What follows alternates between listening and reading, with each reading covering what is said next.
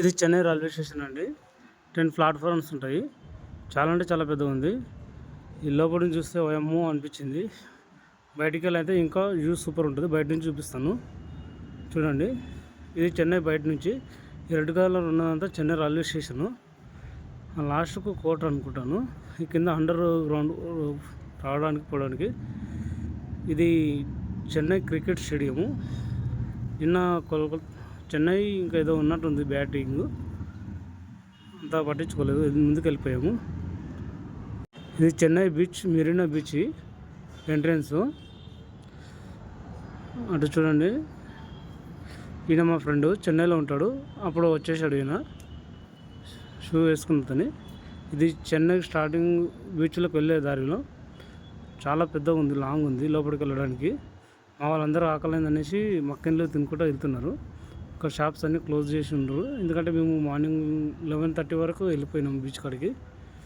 ఇది Chennai beach. Full అలలు వస్తున్నాయి, అలా వస్తుంది కానీ పోలీసులు ఉన్నారు, లోపలికి పంపించట్లేదు, నడుముల వరకే వెళ్ళనిస్తున్నారు. ఒక ఆయన పోలీస్ కానిస్టేబుల్ పెద్ద రాడు కట్టి పట్టుకుని ఉన్నాడు. అమ్మో అనిపించింది. అక్కడ లాస్ట్లో బ్లూ కలర్ బిల్డింగ్ కనబడుతుంది కదా, అది చెన్నై ఫోర్ట్కి సంబంధించింది. మా వాళ్ళైతే ఎంజాయ్ చేస్తూ ఉన్నారు, దుంకుతూ ఉన్నారు నీళ్ళల్లో. నేను కూడా కొద్దిసేపు దుంకాను. మొత్తం వీడియో అవుతాం అనుకున్నాను, నా ఫోన్ ఆఫ్ అయిపోతుంది అనేసి కొద్దిగా వీడియో తీసిన.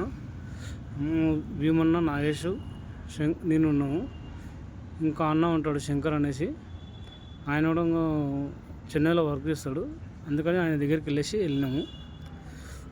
ఆయన ఫోటో చూపిస్తాను. నేనని శంకర్ అని చెన్నైలో వర్క్ చేస్తాడు. ఇది నేను, నాగేష్ అన్న, నేను, భీమన్న అని ఉంటాడు పక్కన.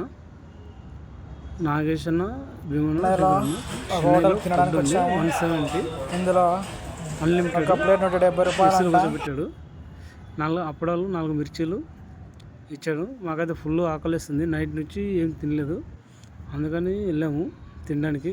మా భీమన్న చూడండి ఎలా అయిపోయాడో తిండి లేక పొద్దున్న నుంచి.